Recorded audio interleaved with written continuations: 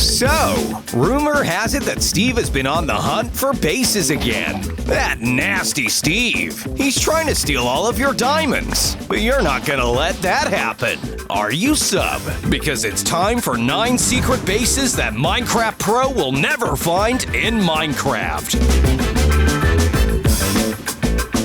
You'll need to be creative to find corners of the world that players haven't explored yet. Perhaps you can even find some areas that players don't want to venture to at all. Perfect places for your hidden bases, though. Oh look, here comes Steve. You better get hiding, sub.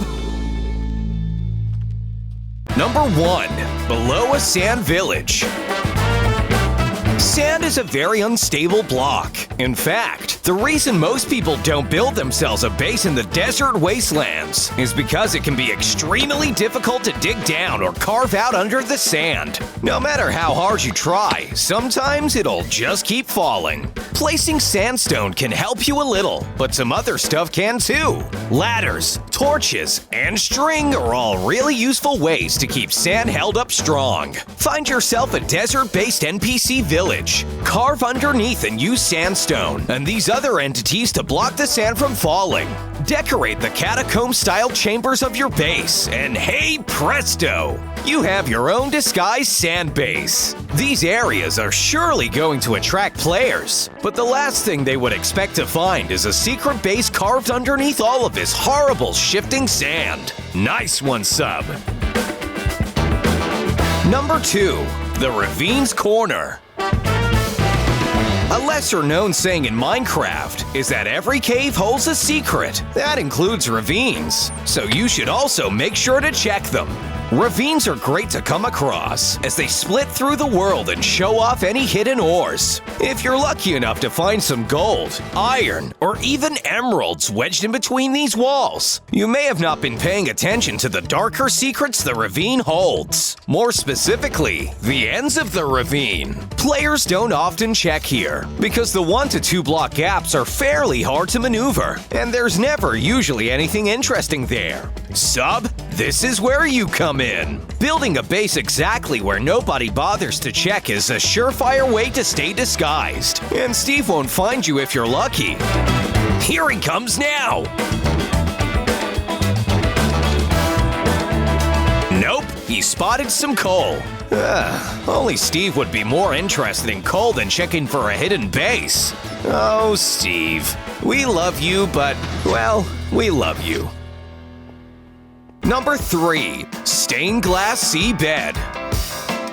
When in doubt, look to the great oceans of the Minecraft world. After all, as vast as all the land and biomes are, it's nothing compared to the scope of the 7 seas. You could swim for hours and not discover things lying just a few blocks away from you. This is partly because of low visibility, but also because you move slower in water. To disguise your base here, swim down to the seabed and carve out a nice big chunk. As you build, create a roof of stained glass that blends into the seabed. This'll help camouflage your base while still keeping it relatively easy for you to spot again. The last thing Steve will be expecting to find is a giant air pocket this far below the surface. That's for sure. Speaking of rising water levels, the Subs World subscriber count has been rocketing lately. We're super happy that you all want more videos throughout 2020, and we can't wait to show you what incredible new builds and ideas Sub has been creating. Be sure to subscribe so you don't miss out. Come on,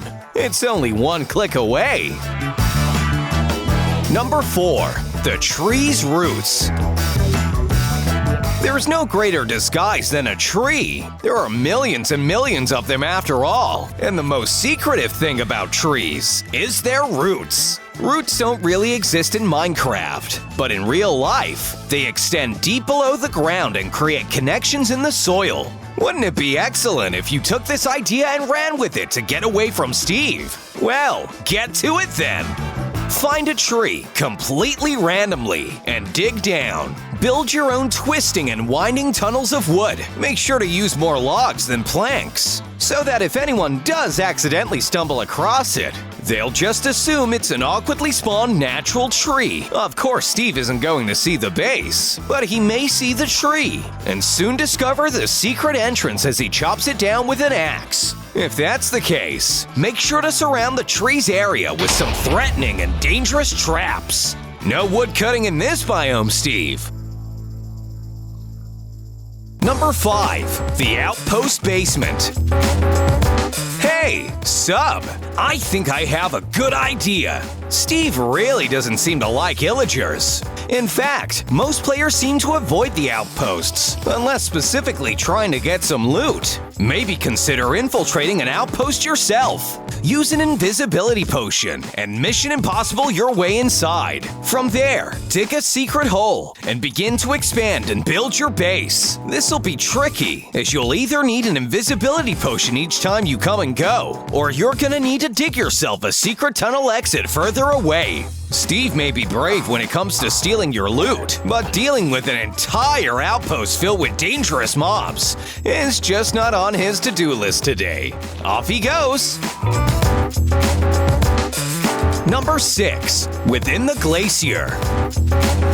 Hey, Sub, it's getting chilly, and as much as I love the winter time, I can't help but feel like people intentionally avoid snowy biomes. Maybe it's because they're a bit barren. Maybe because snow covering everything you build is annoying. Maybe because giant glacier pillars can sometimes spawn. Who knows? But what I do know is that ice can be a really useful block, and it allows you to conceal yourself really well, as the variant blocks have different levels of transparency. Mine deep into it and begin creating your igloo-style hut or base. If you're struggling with interior decoration or even video ideas, then make sure to check out some of Sub's previous videos. Steve may be trying to face the blizzards and Arctic temperatures, but I don't think he wants to risk getting caught in the cold, icy chasms of this glacier. While Steve doesn't seem to be much a fan of the cold, you can make sure that Sub knows you exist by liking this video. Isn't that right, Sub?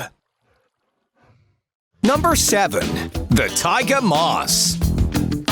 A lot of Minecraft biomes sit in the background. We may walk by them once or twice, but never really register some of their cool and unique features. The Taiga biome is one of the few variants of a cold biome. One rare cold biome is known as the Giant Tree Taiga. These areas have tall trees and usually spawn random plot of mossy cobblestone boulders. Not only are these biomes rare, but there's always 10, if not hundreds of mossy cobblestone blocks everywhere. The perfect disguise hidden in plain sight. Carve yourself out a secret entrance by the moss and dig down, ensuring that everything you make is deep enough underground, so that if a Steve accidentally triggered a creeper, they wouldn't just stumble across all your valuables. If such a coincidence occurs that Steve arrives in this rare biome and starts wandering around, it's highly unlikely that he'll ever check the specific moss stone that you're hiding under.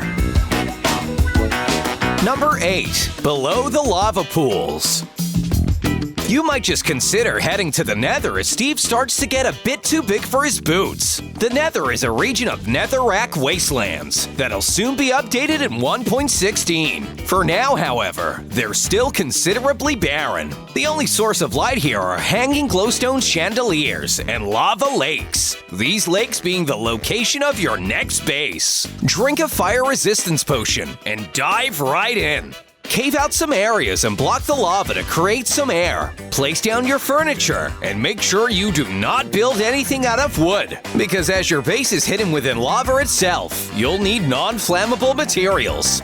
Steve may reach the Nether, even conquer the temple, but one thing players won't ever try to conquer is lava. It looks like Roasted Steve isn't on the menu tonight. That's a shame. Number 9. Locked End City Door. Players won't find what they can't see. The furthest thing from the point of view of a player at spawn is the End City. Not only does it require a large amount of effort to get there, but it also requires a lot of materials. Meaning players that are exploring here will be less likely to need any of your stuff. Isn't that right, Sub? Find a complex end city and recreate your own room, extending out from the city with the same aesthetics. It needs to blend in. Next, block it off completely and use redstone to wire up some pistons. Finally, have the trigger be something like a lever, hidden high up where you can only reach if hit by a shulker bullet. End cities are such a maze that Steve has wandered through and completely forgotten about how many rooms there were to check. He just wants out at this point.